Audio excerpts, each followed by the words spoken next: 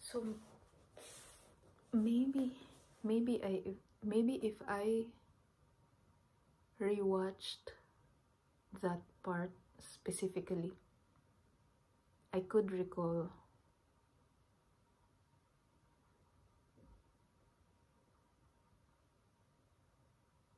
what appeared in front of me. But right now, I don't really want to interrupt what's happening already in here by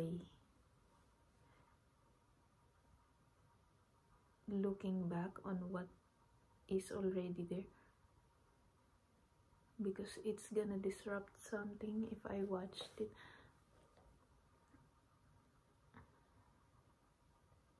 Because we are talking about the disappointment part, and then I got hit by some idea.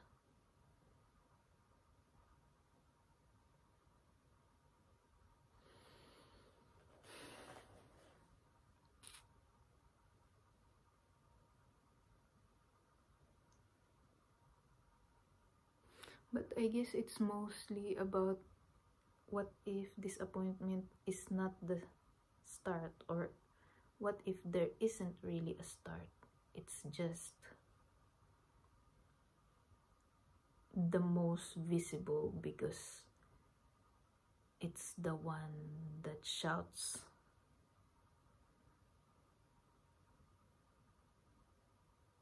Or the one that hurts.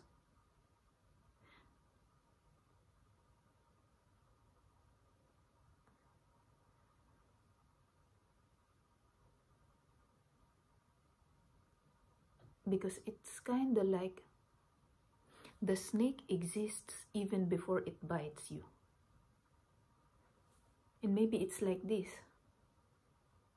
It doesn't begin with from the moment the snake bites. It begins on the moment. It's like the ancient witch got here first, the egg or the chicken. It is like that. It's starting to sound like that. But yeah, but since it's the most crippling, or the one that has the most impact, this disappointment, we see, at least for me, I'm not sure, you could also explain your experience, of course.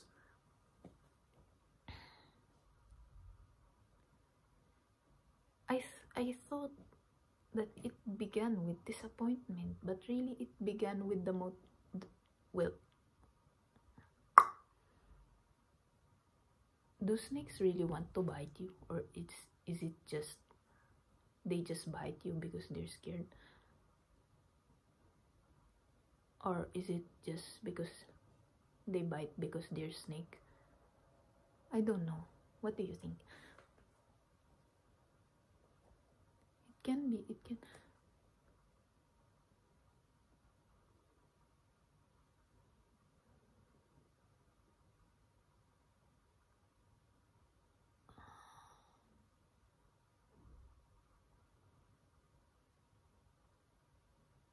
But then again, this disappointment early, that was the previous cycle or process of how this disappointment, the route which it takes.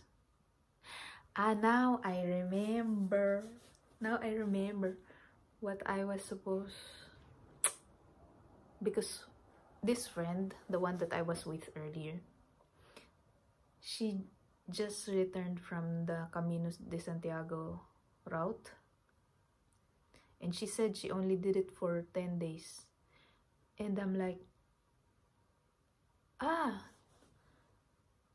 10 days, because I had a friend who did this for 1 month, and if I remember correctly, he began at the border of Belgium and France. And my friend, the friend I was with earlier, she said, well, that's all. That's there are many possible routes, and it also depends on you where you want to start and how many kilometers you want, or how fast you want to take it. But for her, she began, I think, in Portugal. Yeah, that's where she began. So that was the insight that got triggered earlier about how we are discussing the process of the disappointment. It reminded me of El Camino de Santiago, where it doesn't really, there are several routes available that leads to one thing, or I have to do my research, I lack so much knowledge about so many things. But yeah, there's this end, but there are several routes to reach the end. And I think that's the same way with how this process that we have uncovered works.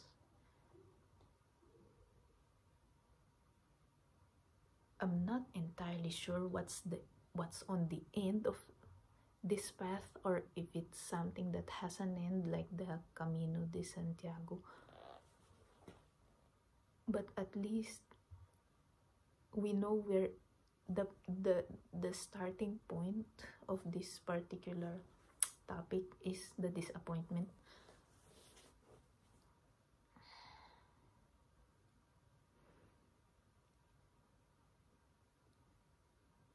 So yeah, that was before the argument in February that we talked about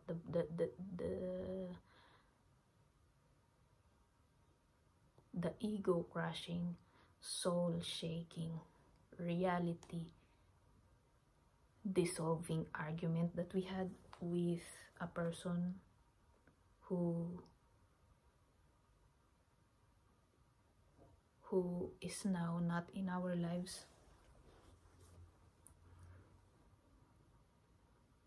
And now this is the process of the disappointment. So I felt disappointment recently.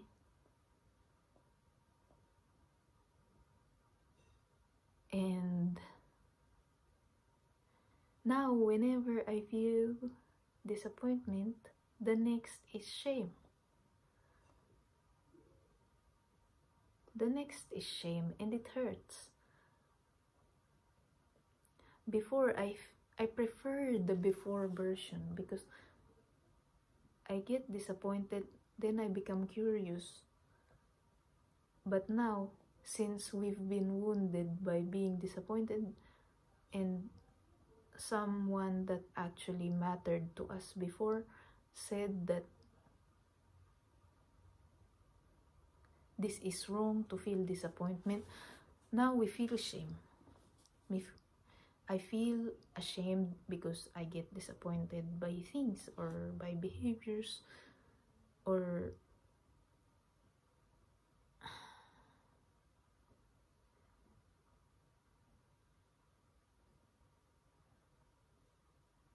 and now it's harder to process because it gets stuck in the shame part.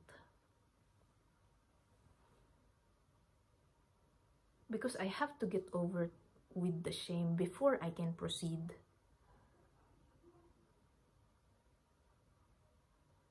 And that has been challenging.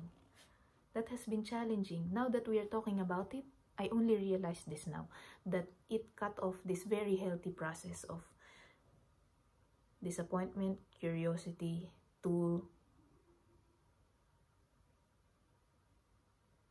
the changing of behaviors in myself that I don't like, the becoming a better companion for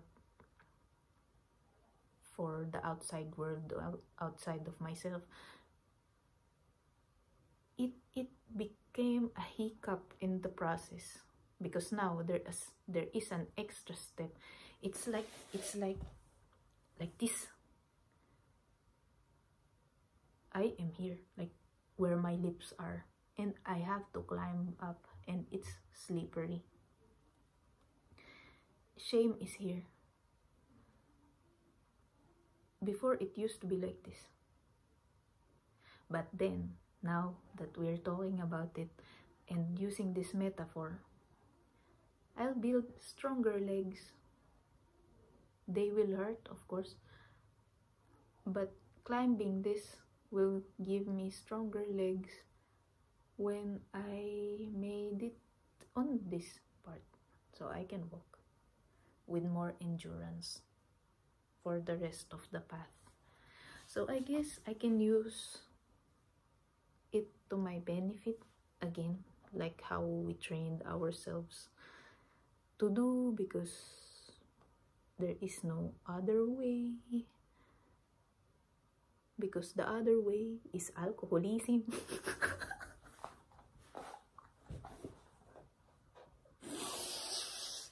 There is always another way, and people will argue, but of course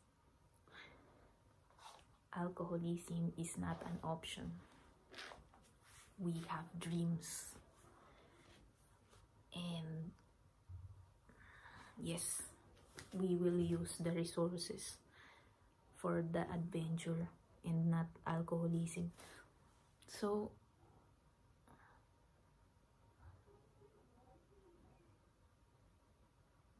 yeah, I guess I can turn this shame, I can turn it into a gift from a friend that I'm not friends with anymore, because I can use it for my own benefit if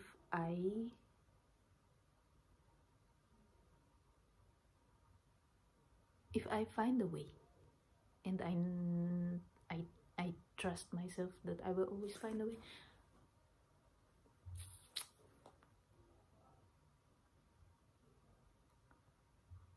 This has been very productive, this discussion, and I hope I didn't hurt you with it, because I see now that for someone to really stay as a friend, for someone, for me to develop a lasting friendship with someone, they really have to have that very secure sense of self, and they have to really love themselves enough to accommodate me, because I always say things that could be triggering. I think that could be triggering, and yes, that's the example, the one that I said to you. I get disappointed by behaviors of the people, and I use those data to know what I like and what I don't like, and to do the work in order not to disappoint my own self in the future. I use that data, and I guess it's one of those things that I cannot really erase.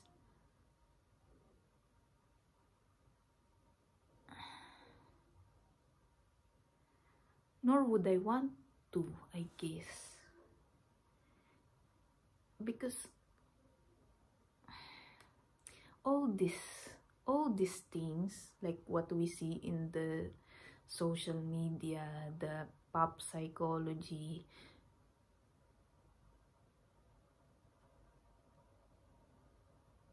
sometimes they're not correct.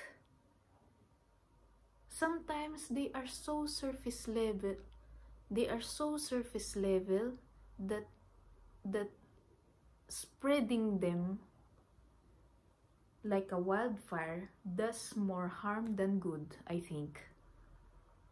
Because some people may think that this is the absolute truth, and they forget that every person is different. They don't have that room for individuality of a person anymore, because some influencer or some, I don't know, some person that has this cloak of false authority said that this is this and this is people who behave like this are this. But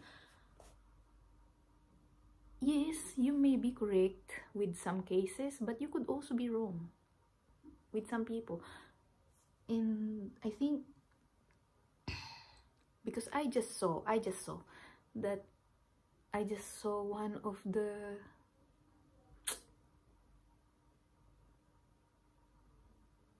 one perspective of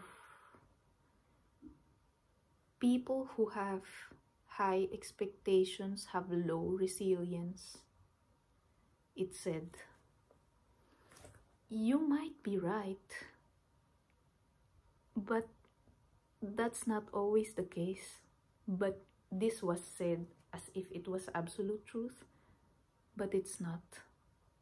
I don't think so, because I have high expectations, but I also have high resilience. Otherwise, I would be dead by now. Because of all the things that had happened, all the people that I have encountered that have harmed me. If I was not resilient enough, I would be dead by now.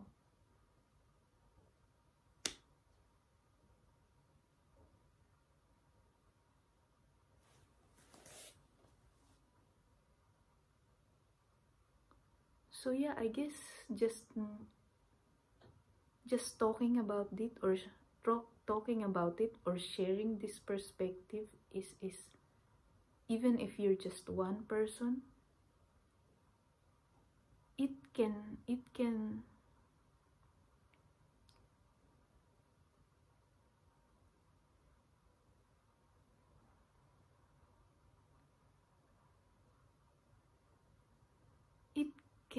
make a room for other perspective to exist, and not just one widespread generic sort of way of looking at things.